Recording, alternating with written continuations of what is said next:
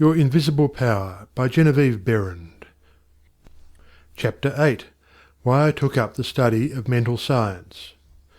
I have frequently been questioned about my reasons for taking up the study of mental science, and as to the results of my search, not only in knowledge of principles, but also in the application of that knowledge to the development of my own life and experience.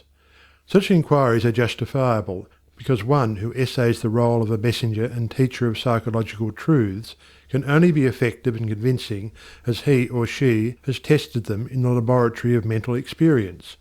This is particularly true in my case, as the only personal pupil of Thomas Troward, the greatest master of mental science of the present day, whose teaching is based upon the relation borne by the individual mind toward the universal creative mind, which is the giver of life, and the manner in which that relation may be invoked to secure expansion and fuller expression in the individual life. The initial impulse toward the study of mental science was an overwhelming sense of loneliness.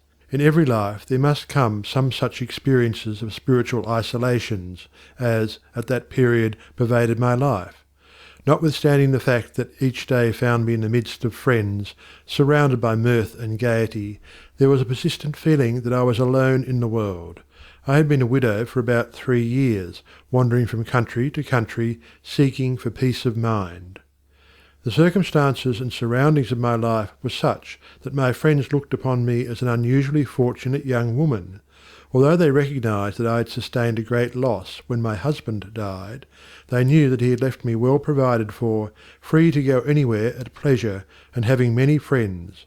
Yet if my friends could have penetrated my inmost emotions, they would have found a deep sense of emptiness and isolation. This feeling inspired a spirit of unrest that drove me on and on in fruitless search upon the outside for that which I later learned could only be obtained from within. I studied Christian Science, but it gave me no solace, though fully realizing the great work the scientists were doing, and even having the pleasure and privilege of meeting Mrs. Eddy personally. But it was impossible for me to accept the fundamental teachings of Christian Science and make practical application of it. When about to abandon the search for contentment and resign myself to resume a life of apparent amusement, a friend invited me to visit the great seer and teacher Abdu'l-Baha.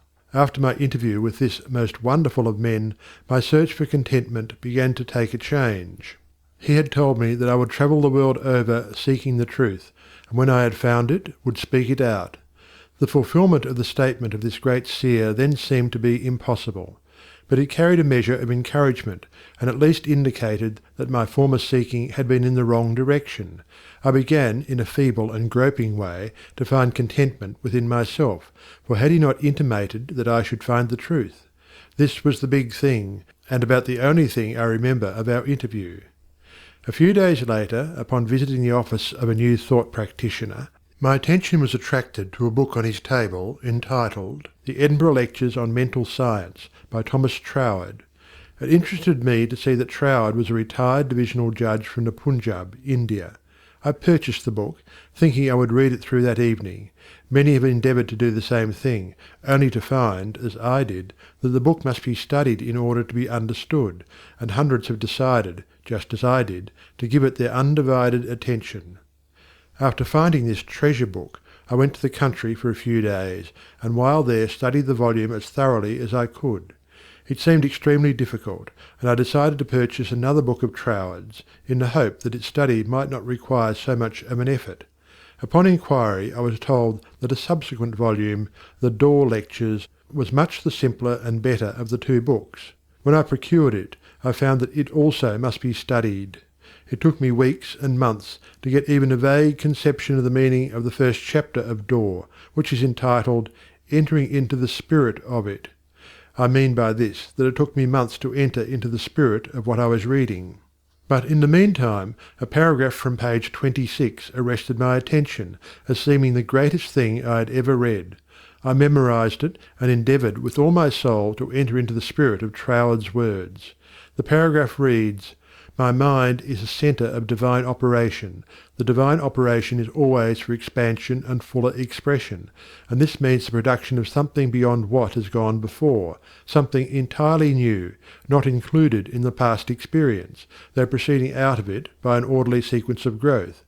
Therefore, since the divine cannot change its inherent nature, it must operate in the same manner with me. Consequently, in my own special world, of which I am the centre, it will move forward to produce new conditions, always in advance of any that have gone before. It took an effort on my part to memorize this paragraph, but in the endeavour towards this end, the words seemed to carry with them a certain stimulus.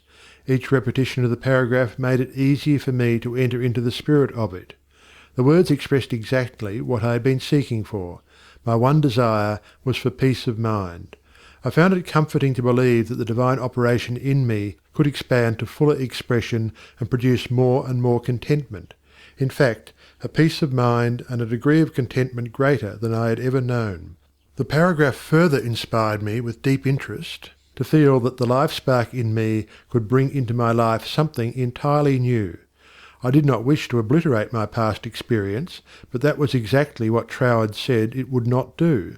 The divine operation would not exclude my past experience, but proceeding out of them would bring some new thing that would transcend anything that I had ever experienced before.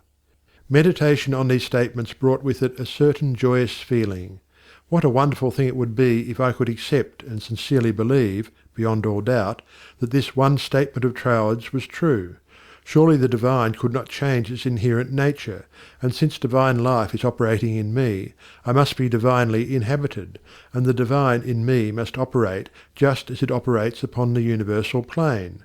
This meant that my whole world of circumstances, friends and conditions would ultimately become a world of contentment and enjoyment of which I am the centre. This would all happen just as soon as I was able to control my mind, and thereby provide a concrete centre around which the divine energies could play.